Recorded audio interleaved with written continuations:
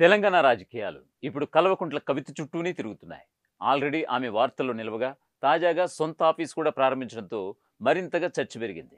పైగా 4వ తారీఖున ఇందిరా పార్క్ దగ్గర దీక్షకు దిగుతున్నారు. దీని వెనుక రాశి ప్రభావం ఉందని కూడా పండితులు కూడా చెబుతున్నారు. ఆ వివరాలంటే ఇప్పుడు తెలుసుకుందాం. కల్వకుంట్ల కవిత జాగృతి పేరిట కొత్త ఆఫీస్ ఓపెన్ చేశారు. ఆ సందర్భంగా మాట్లాడిన ఆమె తండ్రి కేసీఆర్ జాగృతి సంస్థ తనకు 2 కళ్ళ లాంటివని అన్నారు. ఇదే అందరిని ఆశ్చర్యపరుస్తోంది. అసలు ఆమె చేస్తున్న చర్యలు బీఆర్ఎస్ పార్టీకి మైనస్ అవుతున్నాయని, రోజు రోజుకు పార్టీకి బ్యాడ్ నేమ్ వస్తుందని టాక్ అయితే వినిపిస్తోంది. కానీ ఆమె మాత్రం తాను చేసేదే సరైన పని అని అంటున్నారు. తన తండ్రి కోసం తాను పోరాటాలు చేస్తానని అంటున్నారు. ఇది పార్టీలో చిచ్చును మరింత పెంచడం కాదా అనే ప్రశ్న తెరపైకి వస్తోంది. అసలు ఆమె ఇలా వ్యవహరించడానికి కారణం ఆమె రాసేనని బల్లగుద్ది చెప్తున్నారు పండిట్స్. ఆ రాశి వాళ్ళు అలాగే ఉంటారని ఖరాఖండిగా తేల్చేస్తున్నారు.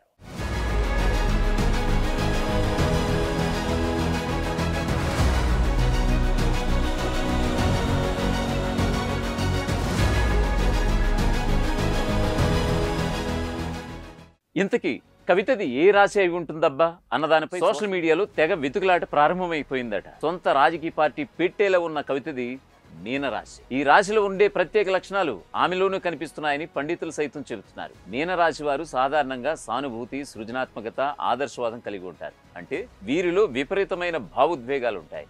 లోతైన ఆలోచనలు, లోతైన భావాలు కలిగి ఉంటారు. ప్రత్యేక రంగుల ఊహాలోకాన్ని వీరు ఊహించుకుంటారు. అందులోనే జీవిస్తూ ఉంటారు.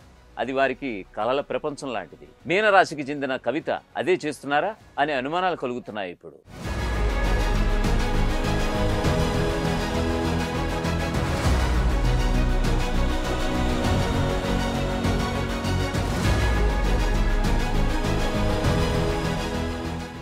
గతంలో కవిత పనితీరును పరిశీలిస్తే తెలంగాణ సాంస్కృతిక ఉద్యమంలో ఆమె చురుకైన పాత్ర పోషించారు. మహిళా సాధికారితపై దృష్టి సారించారు. యువతను ప్రోత్సహించే కార్యక్రమాలు చేపట్టారు. ఇవి ఆమె సృజనాత్మక దృష్టికోణాన్ని తెలియజేస్తాయి.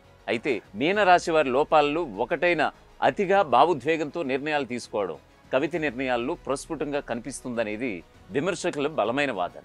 ఇటీవల కవిత ఓ చిట్చాట్లో తనను పార్టీ నుంచి దూరం చేసే కుట్ర జరుగుతుందని అన్నారు. బీఆర్ఎస్ ని బీజేపీలో విలీనం చేసే ప్రతిపాదనను తాను వ్యతిరేకిస్తే తనపైనే కుట్రలు జరుగుతున్నాయని అన్నారు. ఇలా అనడం ద్వారా ఆమె తనదైన సొంత రాజకీయం, స్వతంత్ర రాజకీయం చేయడానికి సిద్ధపడుతున్నట్లుగా కనిపిస్తున్నారు. ఇది మీనరాశి వారిలో కనిపించే మరో లక్షణం. మీనరాశి వారికి స్వాతంత్ర ఆకాంక్ష, ఆదర్శవాదం ఉంటాయి. అందుకే ఆమె కొత్త పార్టీ స్థాపన దిశగా అడుగులు వేస్తున్నారనే విశ్లేషణ సైతం ఉంది.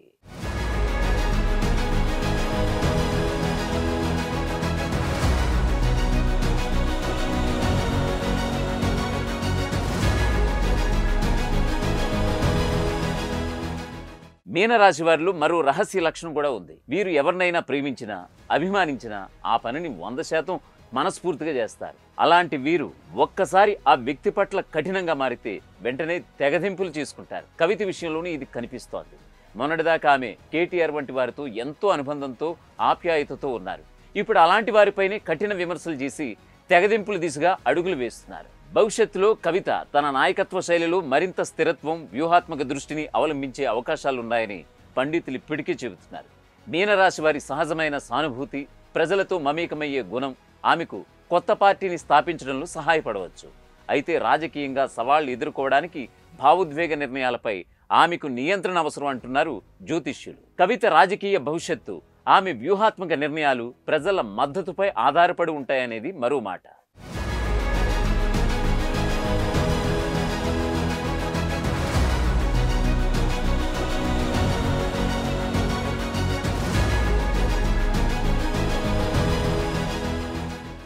మీనరాశి వారు పైకి ఎంత గంభీరంగా ఉంటారో లోపల అంతలా ఆవేదన కూడా కలిగి ఉంటారు. వారిని అర్థం చేసుకోవడం అంత తేలిక కాదు. ఇప్పుడు కవిత కూడా అంతే.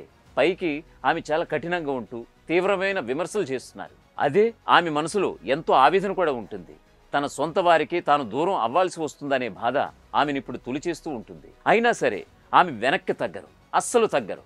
ఎందుకంటే మీనరాశి వారు అలాగే ఉంటారని పేరుందని జ్యోతిష్యులు సైతం చెబుతుండడం గమనార్హం. ఒక్కసారి ఏదైనా నిర్ణయం తీసుకుంటే ఏం జరిగినా ఆ పైన ముందుకే సాగిస్తారు తప్ప వెనక్కి అడుగులు వేయరు. కాబట్టి కవిత కూడా ముందుకు వెళ్లే అవకాశాలు ఎక్కువగా ఉన్నాయని తేల్చి పాడేస్తున్నారు. చూద్దాం మీనరాశి ప్రభావం కవితపై ఎంత మేర ఉండబోతోందో.